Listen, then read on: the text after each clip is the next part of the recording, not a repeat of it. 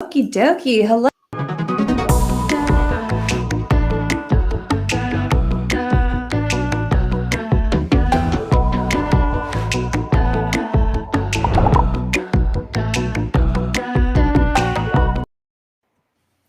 Hi. I'm Sarah Shuey. I'm the founder and CEO of Happily. We're the largest, most diverse network of experiential producers. We create branded content, and you know what? It used to be way more regular, 100%. But every once in a while, I come into like LinkedIn and YouTube Live and introduce like our community, our network to some of the most interesting people that are friends and colleagues of mine, and I'm really excited to introduce you all to Jason Wishnow. Woo! Jason's actually one of our newest advisors at Happily, and he's one of my longest, like oldest, like dearest, like colleagues and friends from the TED conferences.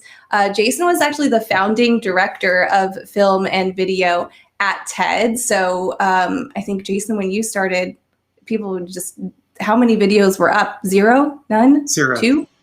Zero. No, there were none. Yeah.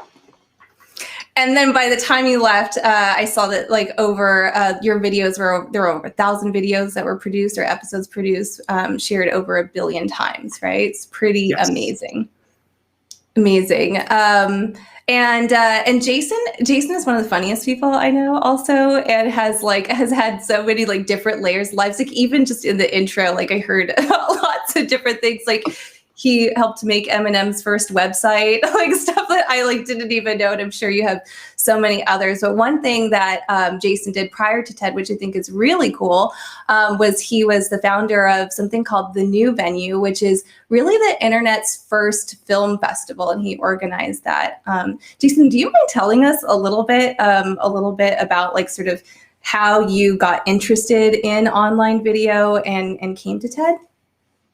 Yeah, I started off as a filmmaker, so I didn't start with events, and I'd been making movies. I had been looking for places to show movies, and at the time, the internet was really new.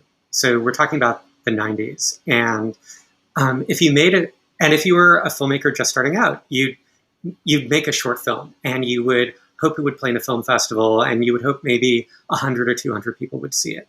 But I felt like the internet is this great platform for getting a lot of eyeballs on something, and that's really the end goal. So I got a grant that seemed like a fortune at the time. It was $500. And I built what was the first film festival devoted to movies made specifically for the internet. So it wasn't about scaling down something that was shot on video or shot on film to video or any of that stuff. But it was taking advantage of the fact that video on a computer screen at the time had to be really, really small. And there were all these technical limitations. And I think constraints breed creativity. So what could you do to take advantage of that? Like for all of us working at home, we're used to Zoom windows where, if you have 9 people in a Zoom call, any one of those windows is still bigger than what a video frame was back in the 90s. And so for something like that, you couldn't do like a really detailed wide shot. You had to do close-ups. Or maybe you would want to tell a story with still images because the video would be really jumpy and staccato. So little things like that. And the site was about encouraging and inspiring filmmakers because it seemed like one day video would be everywhere. So it might as well be really good once it is everywhere. And this was the place to kick that off. So part of the site was like pre-YouTube. This is very, very early days, right? This was 10 years before YouTube. So wow. I got this grant at the end of 95, and the site went up in 98.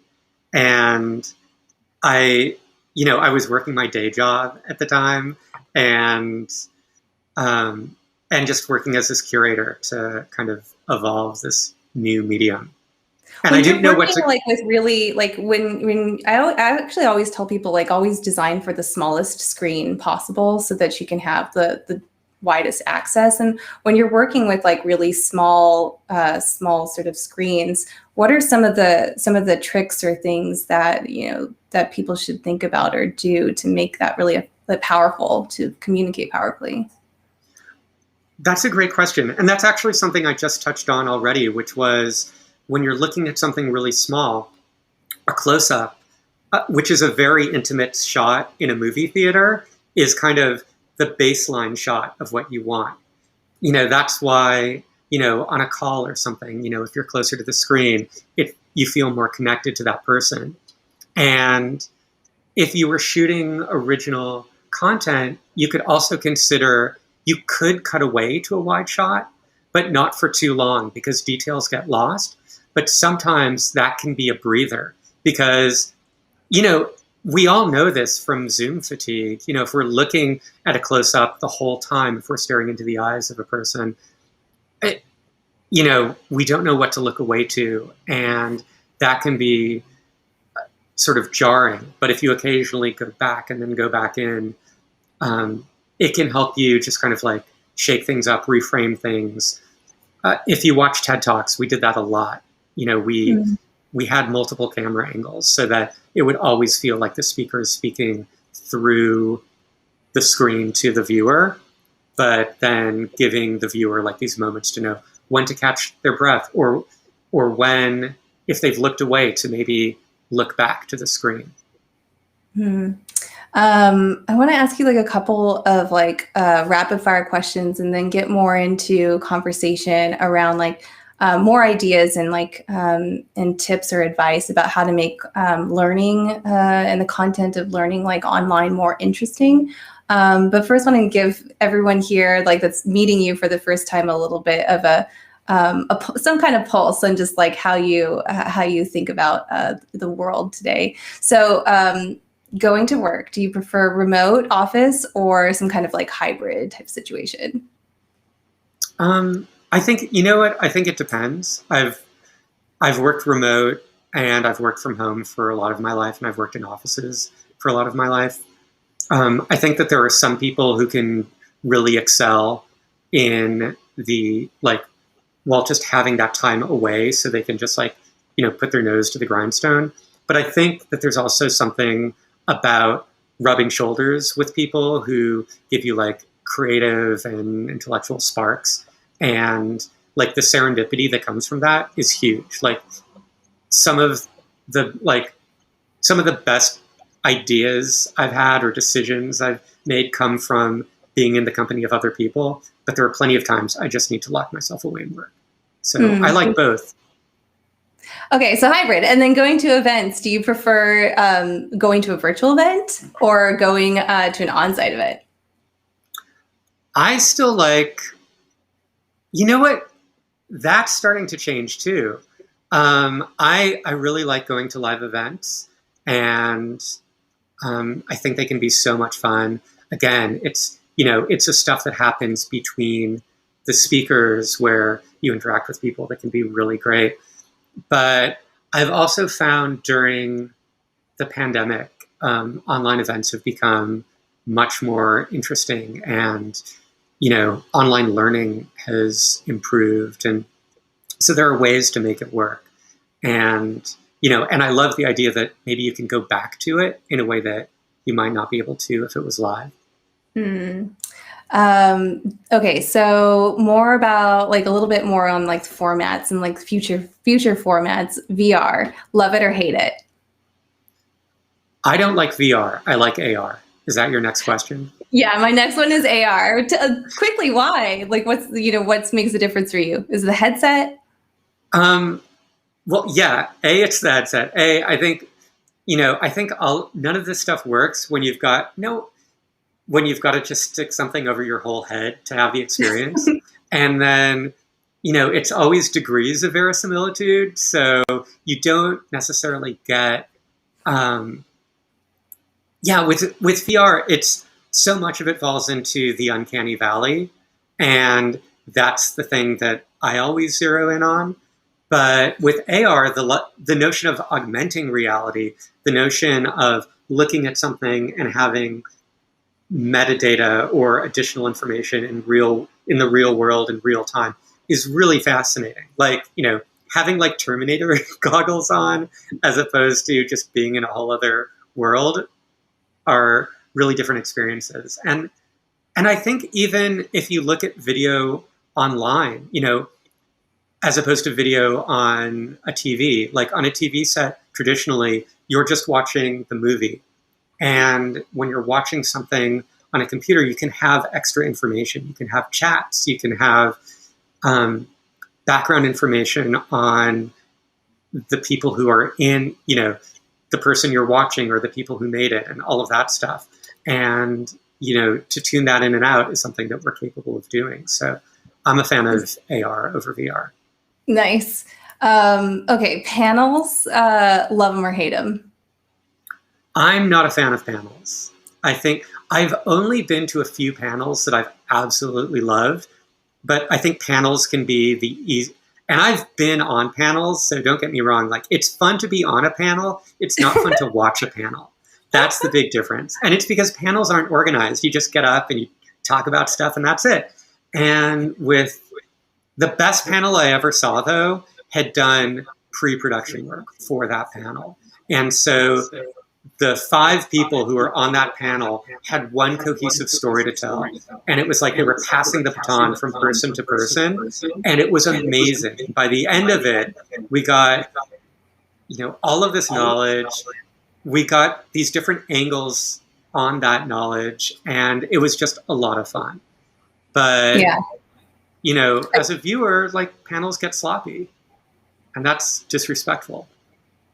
100% agree. Okay, so then what's the best thing about a TED Talk? What's the worst thing about a TED Talk? I mean, I think some of the best TED Talks are the ones where, the speakers get really... so my favorite thing about TED Talks was, in kicking it off also, and this is in broad strokes, was that you had these really smart people talking about the ideas that mattered most to them. And they were explaining everything, not just on an intellectual level, but on an emotional level as well. And part of it was because they cared, and part of it was because, and I'm saying this as a member of the video team, we captured it in a way that highlighted how much they cared and the emotion. But that's also the worst thing about a TED Talk, because I think that can be twisted. And I think that what you have with a lot of TED Talks are sermons, like non-religious sermons. And I think that you get a lot more of that from TEDx than from the main TED stage. But there's a really wonderful TED Talk that I love, that I think was our first talk to hit 1 million views, by Jill Bolti Taylor, who's a neuroscientist who experienced a stroke. And as she experienced a stroke, her right side of her brain and her left side of her brain were at odds with each other. And one was flipping on and while the other would flip off, and vice versa. And it's a really moving story. It's a really informative piece of, brain science that you get out of it.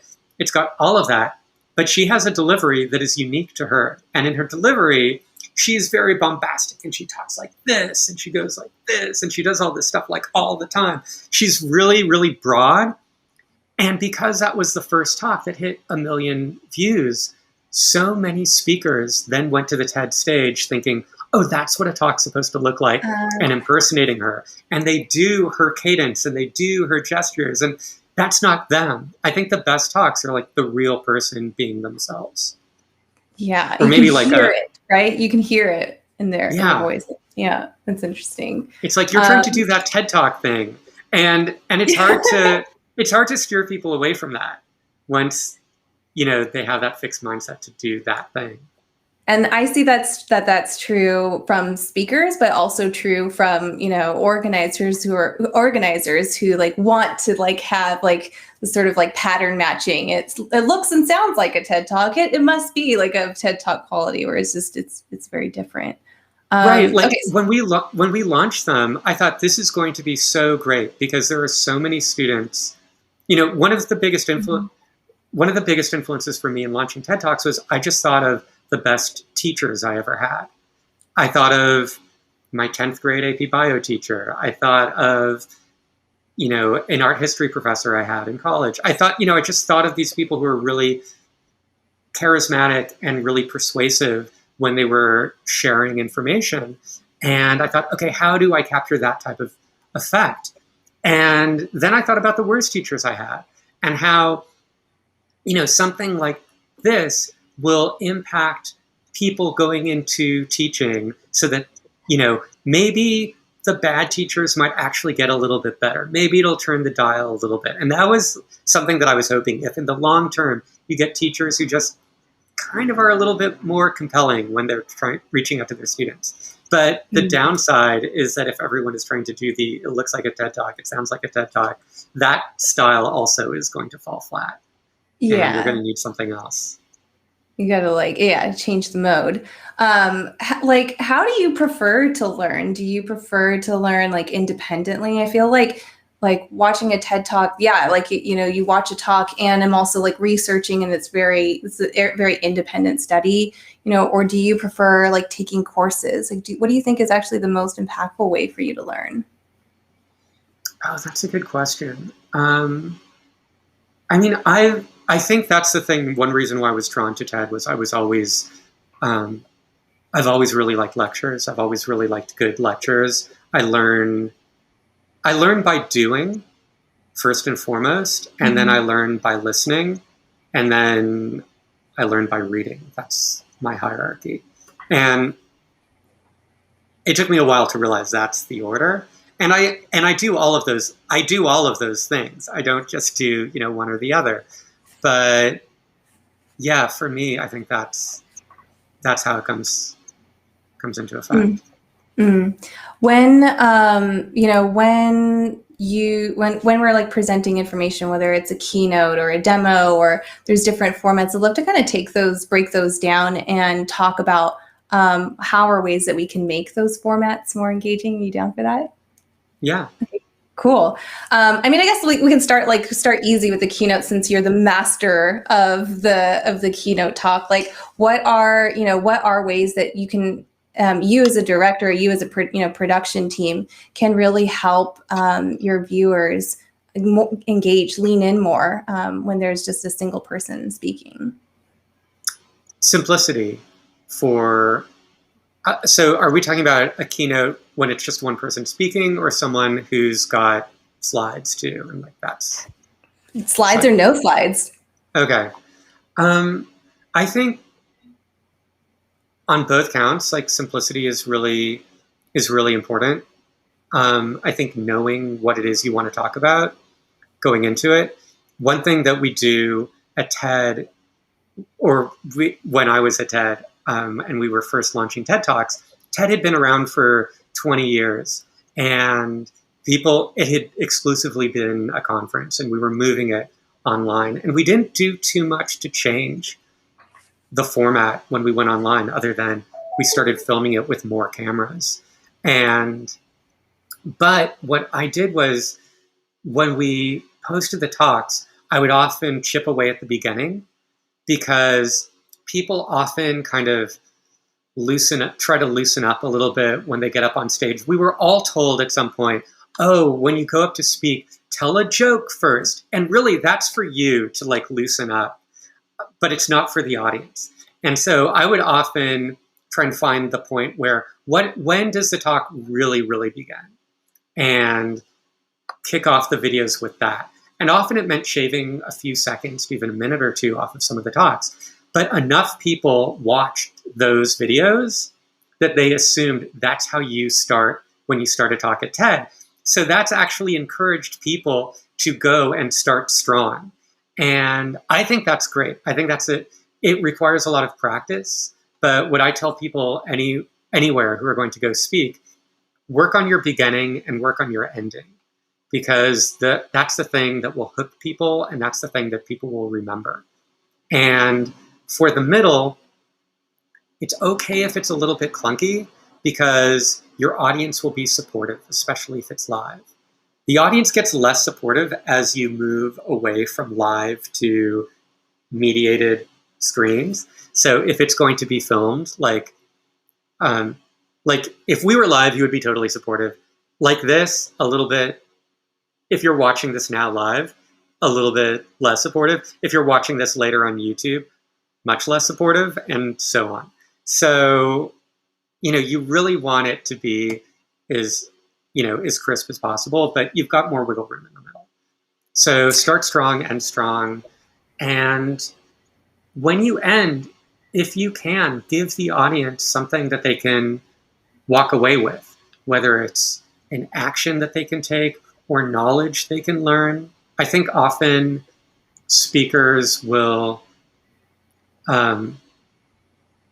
it's an easy thing to do to kind of talk about yourself or to promote yourself or to promote your book or to promote your product or to promote whatever. And that's selling, but you're not really giving, but that's not really sharing or giving something away. And the stuff that people will come to again and again involves something that they can take away from that or can inspire them to do something specific. So that type of specificity is really useful. It's really good to keep in mind as you're like trying to nail down what is the thing that you want people to take away with, to remember to keep it, about them and not just like buy my book or whatever, because it totally changes the trajectory. It's the hardest thing for some people, it can be hard. I'm a narcissist, so it's hard. But I was once asked to speak at a conference called Inc. in India, which is a spin-off of TED there. Yeah.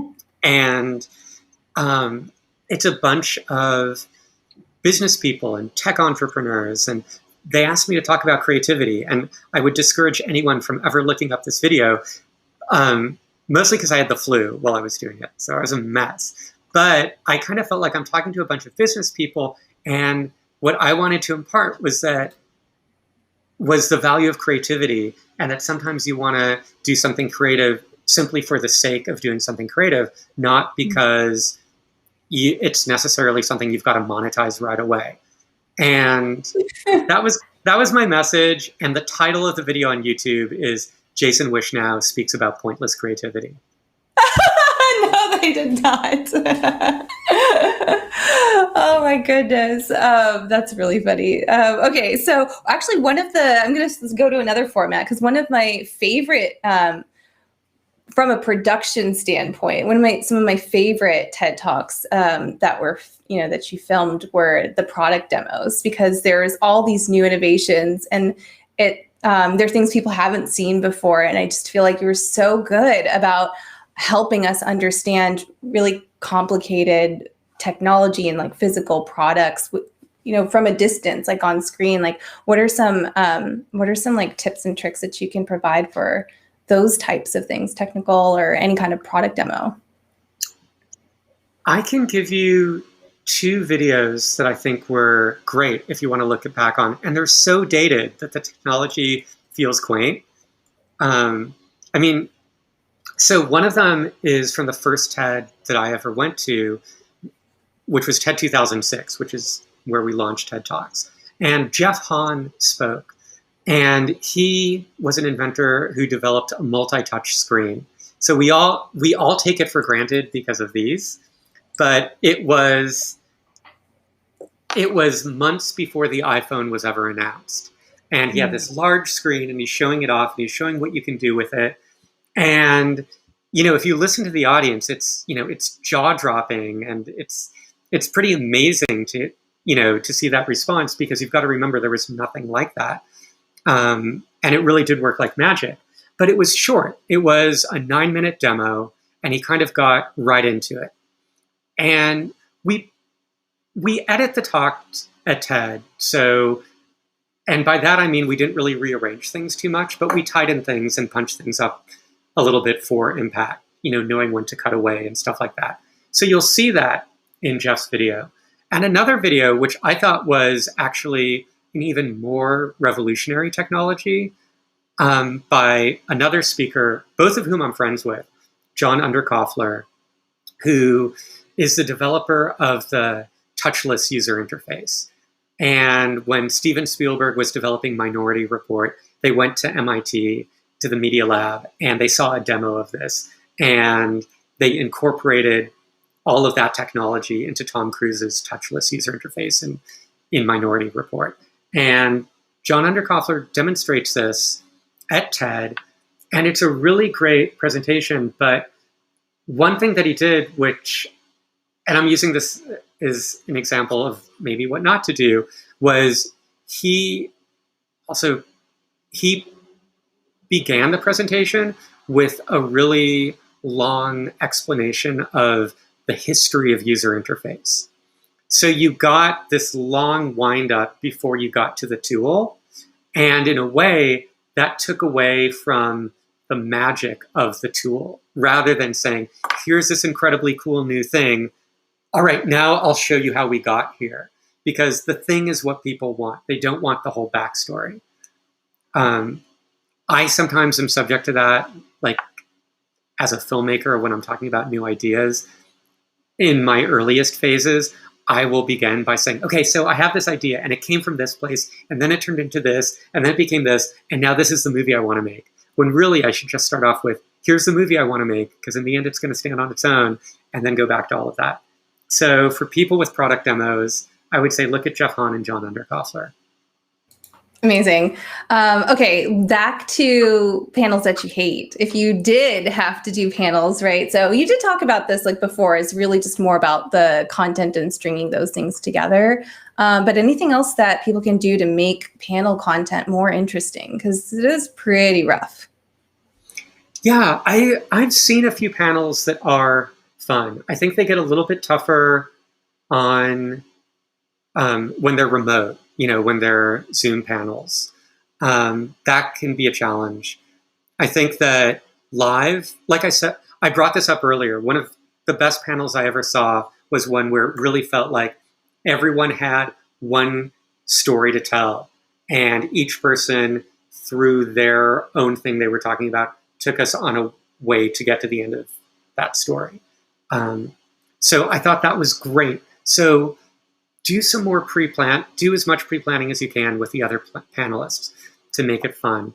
I spoke on a panel once at South by Southwest about online video, and Damien Kulash from the band OK Go was there, and he used to do a lot of OK Go does these amazing videos online.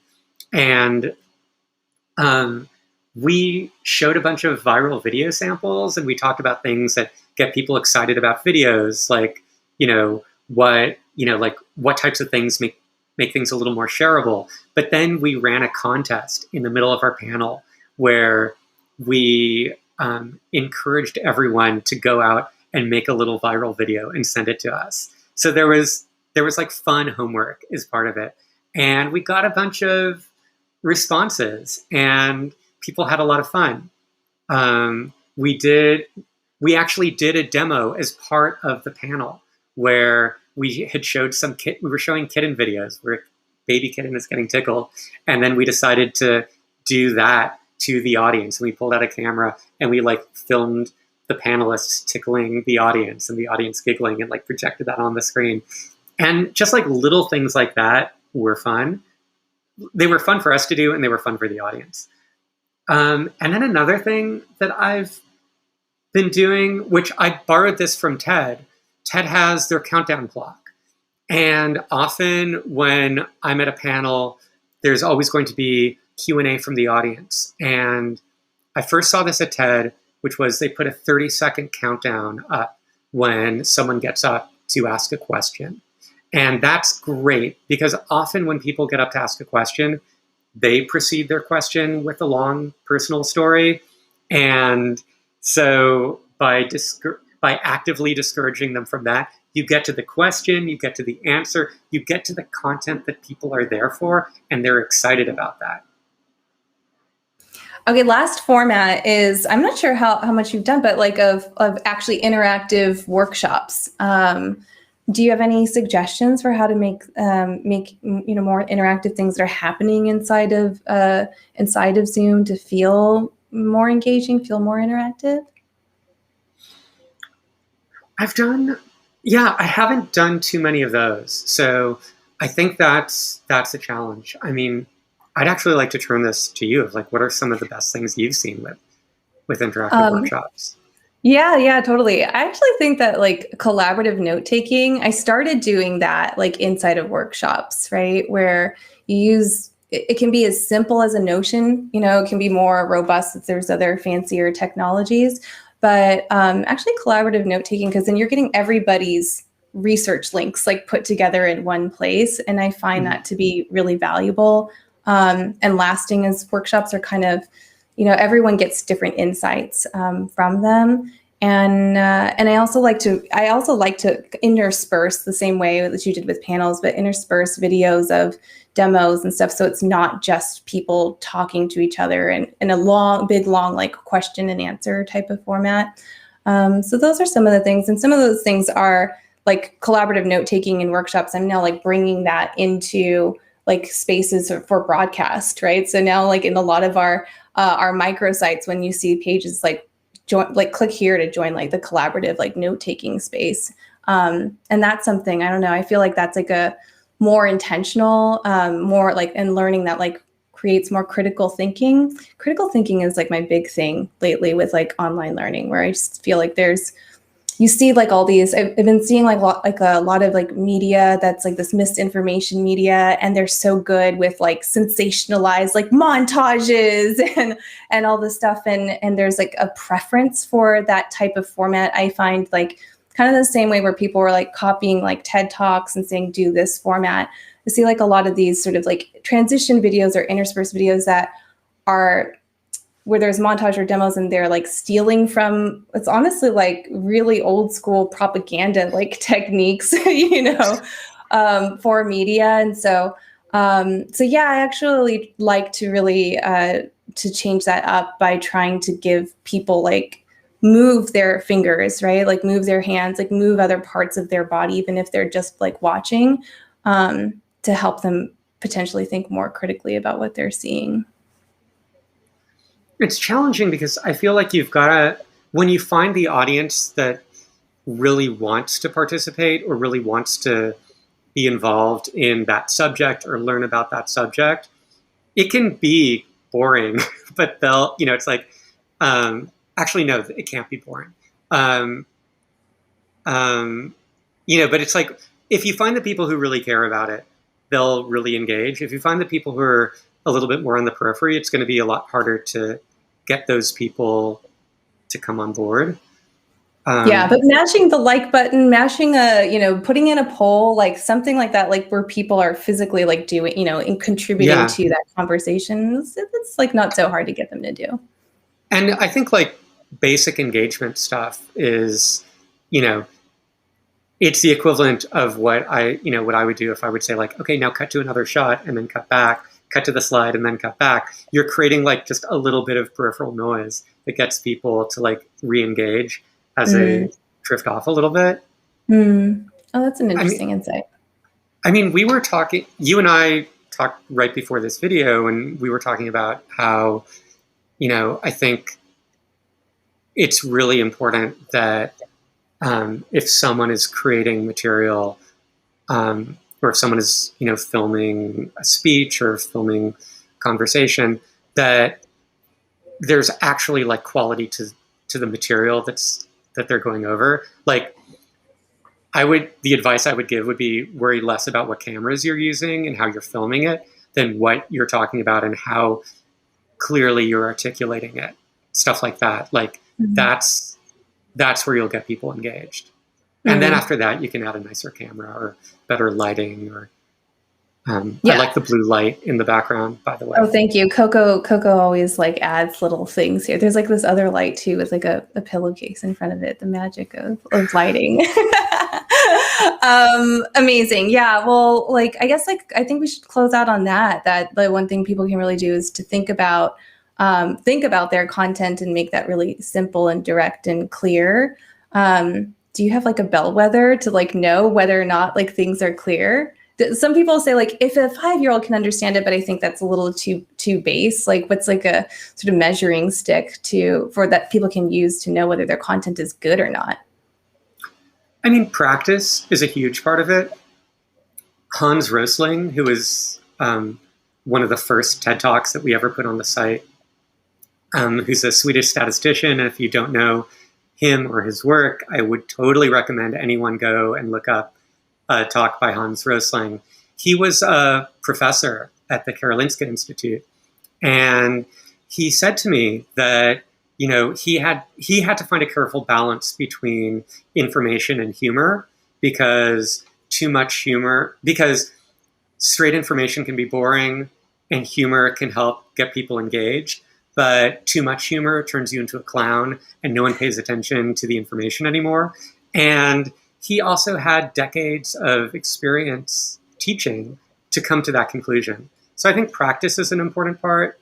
I think if you're going to do something, practice it. If you record it, watch it again. Show it to someone who you trust, and maybe just ask them to give you a summary of what you went over. And you'd be surprised what information they include or leave out. Yeah. Fantastic. Well, Jason, I'm really excited about this new phase that we're getting into with Happily. We're with you and helping our, the partners that we have, the brands and organizations that we work with, start actually thinking more long-term about their content strategy and building, even building in-house production studios, and they're underutilized remote workspaces. To give them more time to develop their unique voice and their character. There goes the battery. So yeah, that's actually thank you so much, and an invitation to all of you. There's so much wisdom and learning and really cool, just really cool thinking, I think, that Jason is bringing to us at Happily, which we're really excited to extend to all of you, and the messages and the learning that you're putting out in the world. So please do stay in touch and reach out. And Jason, thank you so much for all of your time and your support. It's so great to see you. Thanks so much for including me in this. This was great. And thanks for including me in Happily. I'm really excited to see what we're going to do next. Yeah. See you later, y'all. Bye.